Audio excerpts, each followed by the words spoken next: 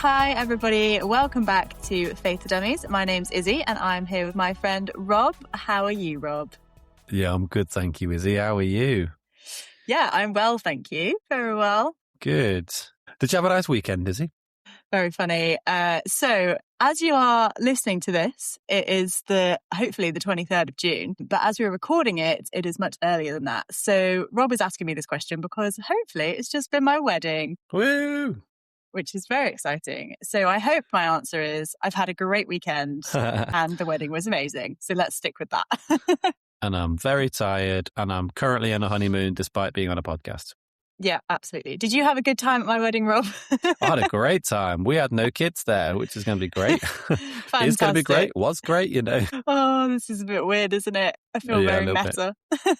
Shall I tell you my wedding-related dummy moments, though, that I do have from this week? From the wedding or from... From before the wedding. Okay. Yes, please. So my dummy moment was so it's like 2 weeks before the wedding, something like that. And at like 4 p.m, I just happened to look on my calendar to see what was happening tomorrow. And I realized I had a wedding dress fitting at 5 p.m. and it was at least half an hour away and I was in the middle of something. And so I shouted very loudly and shouted to George and I was like, you're going to have to make your own dinner. I have to go. And I basically ran out of the house and sprinted to the wedding dress fitting. And it was like the hottest day of the year. So I was really hot and sweaty from having sprinted there, as in like down the road, but also it was really, really hot. So let's hope the dress actually fits me on the day. And alongside that, George did his own dummy moment, which I'm going to share, which is that he went for a suit, like to check his suit, make sure it was all fitting properly with the shoes and everything, and forgot the suit. Forgot to take the suit with him. It was not his fault, bless him. We're living in like 2 separate places at the moment and everything is everywhere. But yeah, one of those dummy moments for both of us. So thankfully we have some wet clothes to wear to the wedding. Or wore to the wedding. That we wore to the wedding? Yeah. Great. We'll go with that. For someone who is so organised like yourself, you do have a lot of these moments. But the problem is I'm organising way too many things at the moment because we've moved house, got married. Like there's a lot of things going on. There's way more going on behind the scenes. So organisation can't save me now. Oh, well, you're married now. Great. Cool. What are we looking at today, Izzy? Today, we are talking about AI and the Christian. So, well, Rob, you've looked into it really for us, so I'm kind of going to let you take the reins. But we're going to talk about using AI as Christians and how we can kind of get a biblical perspective on that. So would you like to start us off? Yeah, I'd love to. I've got to say, I thought I would find this easy and actually found it quite difficult. So good luck, everyone. But no, I genuinely think it's really interesting. I think obviously AI stands for artificial intelligence, which is pretty much what it says. Artificial is in made by humans and intelligence is in applying knowledge. So it's things like Alexa's, ChatGPT, automatic email responses. It's loads of things. And arguably you guys listening to it are going to know more about it than I am due to being exposed to it at a younger age, really. But it's heavily in society and in culture already. So is it in the Bible as a place to start? Interesting question. I think the obvious answer is no, as in not as AI. But in terms of perhaps technology and creating something to achieve something, either fixing a problem or to achieve something, a result that you want, that is in the Bible, because technology is not just electronic. So, for example, Noah's Ark being created was technology in order to survive a flood. It serves a purpose to survive rain, and lots of it. Building a temple fulfilled a purpose in order to go and worship God. In building the temple, build a chamber called the Holy of Holies chamber, which is where God's presence was. Now, podcast for another time, that doesn't really apply anymore because we have the Holy Spirit and God within us. But that's what happened. There was a need and they created something using technology to do that. It also has happened in ways that aren't good. For example, the Tower of Babel. They created a tower in order to try and reach God. And then also creating idols. There's a bronze cow statue as an idol. There's also an idol called Baal, who Elijah, I think, has a mini competition of who can get something to light, Baal or our God. So tech is is created to help solve something or help us. So what does that say about AI? Well, the examples I shared, they were both good and bad uses in the Bible. And I think it's the same for tech and the same for AI. So I've given you a lot of information there. Sorry about that. But before I move on, Izzy, do you have any thoughts? Yeah, I think I understand what you're saying about how obviously AI, as we know it, isn't in the Bible because it didn't have the tools for that. But like, I think it's interesting that as humans, we're often trying to get better and trying to sometimes get above our station as well. So like building the Tower of Babel or like the idols is kind of like we're trying to achieve something that we can't achieve without God, or we're trying to be like God, or we're trying to kind of get above where our human wisdom would take us. Although I guess the difference is all of the examples in the Bible, like people are using their own minds and their own bodies.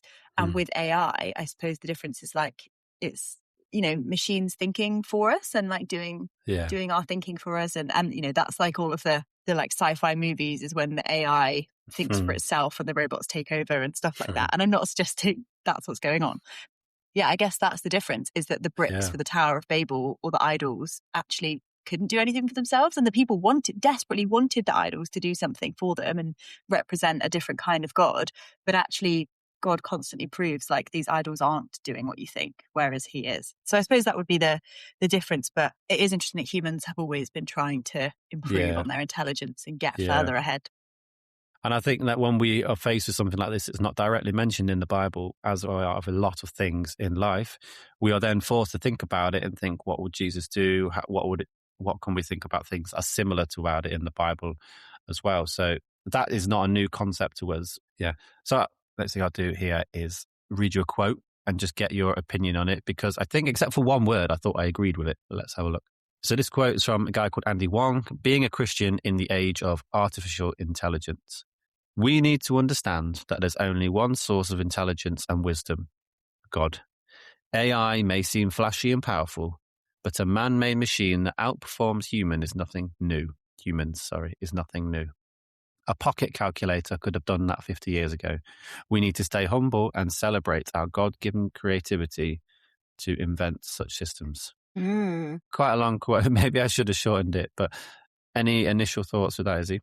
Yeah, I mean, it's true, isn't it? Like AI is flashy and powerful. So was pocket calculator. So was the first wristwatch. So was the first computer. Like all of these things have always been amazing and amazing feats of creativity. Like human brains created these things, and that's incredible. But I think it's really important that he talks about how we still have to remember that all of that intelligence and wisdom only comes from God, but also how do we respond to it is to stay humble, to thank God for the creativity and to use it in ways that glorify him, but to be humble with it and not be trying to be God when we're creating those things. What do you think?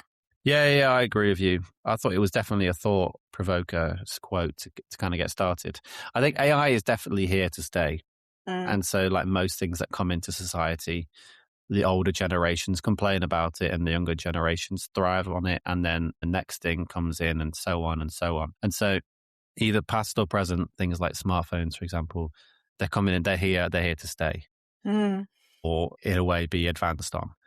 And so it'll be here from now on. And so Christian's job, I think, should be, unless personally convicted, not to avoid it, but to navigate it as how they would presume that Christ would. As youth leaders, like my job and Izzy's job, I see part of it is to help young people navigate for themselves how to handle these things and not always give all of the answers, but to try and give them the tools to think about it for themselves. So how do we do that? How can Christians navigate AI? When I was first shown ChatGPT a number of years ago, I remember I was both impressed and scared at the same time. And I think be cautious would be my first tip of advice, and not just accept everything you read, A, on the internet, or B, on ChatGPT or other things. Ask for a source, because sometimes there might not be a source.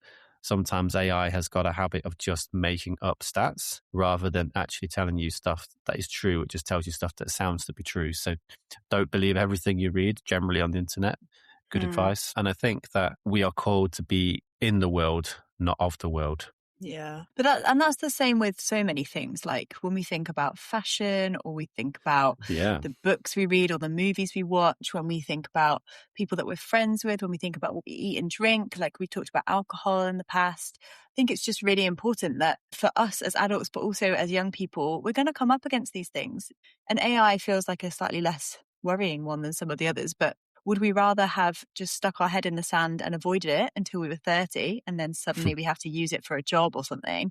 Yeah. Or would we rather have learned when we were younger how to use it, what to look for, how to notice, when something is really artificial intelligence kind of based, and Yeah. how to, like you said, find the facts behind it. I will say one thing, I think AI could be so helpful for a lot of things, and I use it. I don't use it all the time. I'm not somebody who uses it every minute of the day, but I do use it. And even just Google uses it, doesn't it? Like you can't Google. I've seen like so many posts online about Google using AI. You just can't use Google anymore without AI. And sometimes it's not good, but I think it's good to train your brain to be able to read AI sentences. So there are lots of sentences online on Instagram, like captions, things like that, where it's really, really clear that AI has written it. Now, I don't think it's wrong to get help to write things. Yeah. But there are certain phrases where if you're in the world of that stuff, if you see it a lot, you can pick them up. Me and my partner, George, like we have this silly joke where we go, honestly, all the time, because AI uses the word honestly just in every other sentence. And once you see it, you can't stop seeing it. Okay. And it's just really funny because when I come across an Instagram caption or an email or whatever that says, and honestly, something, something, something, it's like, well, that's obviously AI. And there are loads of other tells as well. But I think it's really important to be able to tell that so that when you are reading emails, reading books, reading captions, listening to things, podcasts or whatever, you can really start to understand if that's a real opinion or a real fact, or if it's just been like computer generated, and then you can look into it a bit more. Does that make sense?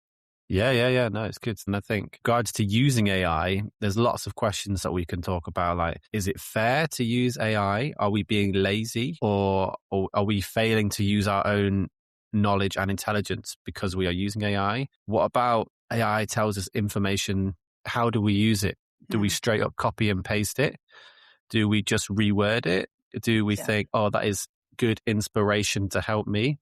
And so it's hard. There's a lot of questions and a lot of answers. But I think if I was to write a youth session or something, especially if I was stuck, what I would do is I would ask a specific question about a topic, I think generally, rather than a sweeping statement and be like, what do you think of this or something? And as someone who works on their own for a lot of things, I find it sometimes a bit like a colleague who can give feedback. And I find that useful because I'm just one person with one mind, one brain, and that can help with things. But I think it's really clear, isn't it? It's really clear if you have just plugged in a generic question to AI and you've got a generic answer and then you send that out. Like it's ridiculously clear that somebody hasn't put their personality into that. But if you use it, and here when we talk about AI in this context, we're talking about things like ChatGPT and Claude and that kind of stuff. And if you use that then for to build off of, like, can you help me with a framework, or here's something I've written, what have I missed? I think those things, they're still you, they still sound like you, you're still going to edit them, is slightly less just kind of thrown out there.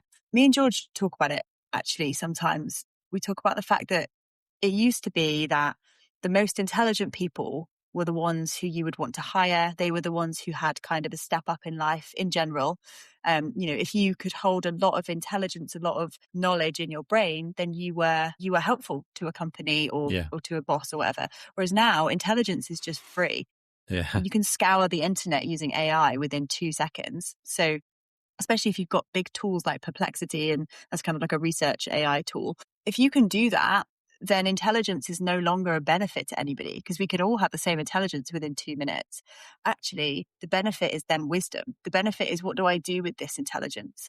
So I've got the same information as everybody, whether I'm a professor at a university or I'm a 14-year-old, who hasn't even done his GCSEs yet. We've got the same information. What are we going to do with that? How are we going to apply it? How can I apply it in my situation, to my friends, to my colleagues, to my kind of customers, or whatever it might be? Yeah. And that's the real difference is what are we going to do with it? What's the application? And that, I Yeah. think that's where we start using our brains. That's where we start using our God-given talents and gifts. And we kind of go, oh, okay, great. Now what am I going to do with this information? Yeah. So obviously that's not thinking about any of the other sides of AI, but it's just a way of using it in a kind of more Yeah. godly way. And I guess when I was writing this session, in my mind, I'm thinking ChatGPT is my main source of AI that I'm talking about, just for kind of context for people to listen to. And wisdom in what we do with that is good. Like, if only the Bible said something about that. But yeah, I think like, is it fair to use AI in your homework as a someone at school? Well, to be honest, the fairest thing would be that everybody would have the choice to use AI or not, wouldn't it? Because like if one kid has a computer and the other kid doesn't, then the kid that has the computer has access to AI, so they're going to have, more.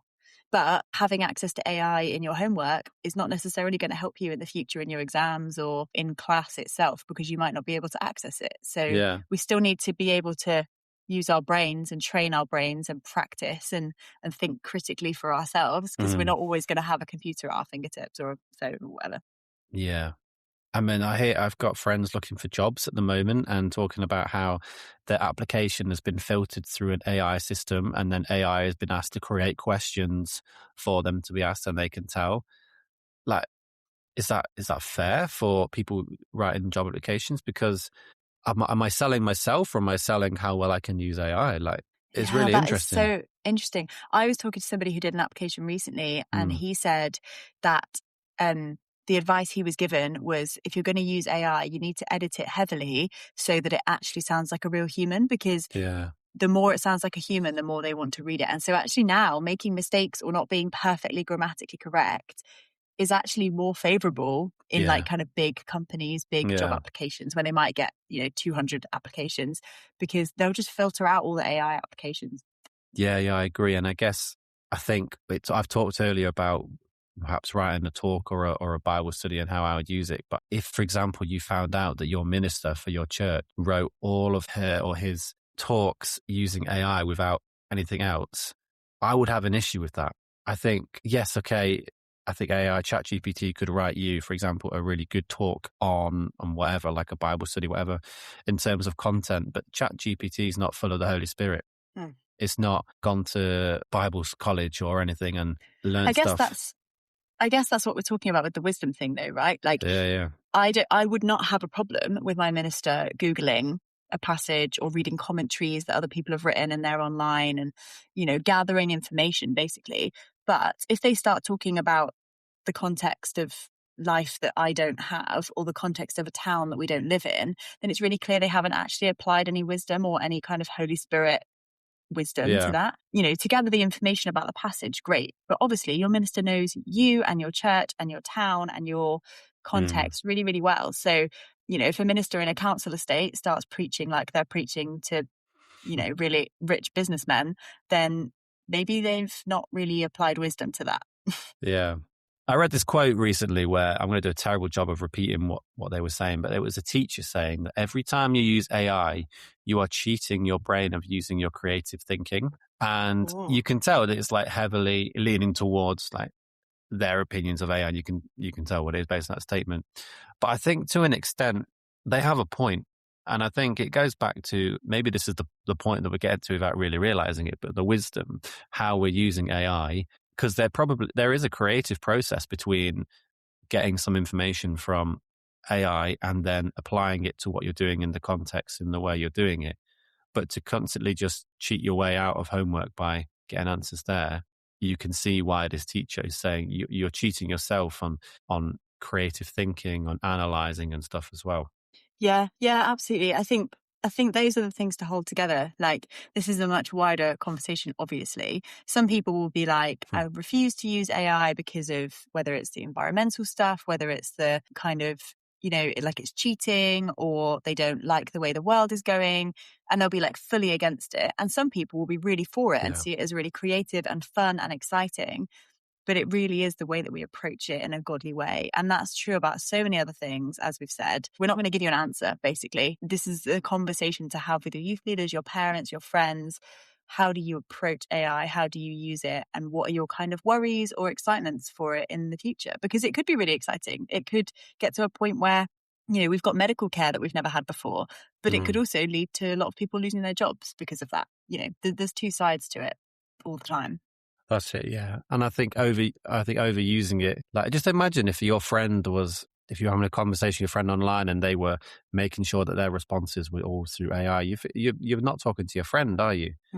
I think, we said we're not going to give you an answer, but the answer is with the wisdom that you're talking about and deliberately thinking about that. So yeah, it's really interesting. I just thought we'd very briefly touch on the massive subject of environmentally reasons for AI, and I know very little about it, but I've had a good friend tell me about it and how it uses lots of water. And I think is to cool down the power because it uses so much, it creates so much power and the water cools it. And so, for example, AI creating a sentence versus creating a picture, it uses far more water to create the picture because it's got to work harder. And actually, that is not looking after our environment if we are blindly doing it without thinking about what the consequences are. Now, I'm not talking about using it as a one-off thing, but with all the time, not even bothering to care about it or research it because we're just so naive, perhaps deliberately naive in a way, just to ignore it. But we have commands from the Bible to look after our world that God created. Yeah, it can make you think, can't it? Like how much we're gonna use it. Am I going to use it? Do I need it for this? Yeah, and there's also the kind of companion to that is if you're creating images, for example, like where is that work coming from? Like stealing artists' artwork or writers' writing from the internet. Like it's got to learn it from somewhere. So there's also that side of it to consider too. But yeah, like you said, like these are things that you need to really chat through and think through and research, maybe without using AI, but research yourself and think, is that something I want to participate in? Is it not? Maybe like, what else am I doing in my life that allows me to, it might just let you look at your life through a different lens. And actually you might decide, I'm not going to generate pictures with AI because of the water, but also because of, I don't want it to be stealing people's artwork online. So I'm not going to do that. And maybe that's a decision that you come to and maybe it's not. So it's definitely something to think critically about yourself and to use that wisdom that we all are given by God to think about these things. Yeah. Good luck, everyone, doing all that. Do you want to give a quick challenge, Rob, as we finish? Yeah. Okay. I think perhaps just consciously think about how much you're using AI and think about if you're using it maybe too much, or for example, do you just use it and take it as 100% legit? And if the answer is, I don't use it too much and I don't take it as legit, then woohoo you, well done. But just have a think about it, because a lot of our podcasts, we're bringing a topic to the table, we're talking about it, very lightly scratching the surface and saying, do your own research, have a think of what you think as well. So I guess that's it. Like iron sharpens iron. We're told to be more like Jesus and to look after the world. And so we're hearing other stuff and thinking about our own AI usage. Yeah, great. Thank you, Rob, for that challenge. Next week, we are talking about something completely different. We are going into the real world rather than the AI world. And Rob is going to be interviewing his friend Tim, all about loving the unlovable. So we shall leave you on that tangent and you can come back next week to find out what that's all about. Yeah, looking forward to it. Great. Thank you so much, Rob. See you next week. See you next week. Thanks, Izzy. Bye, everyone. Bye.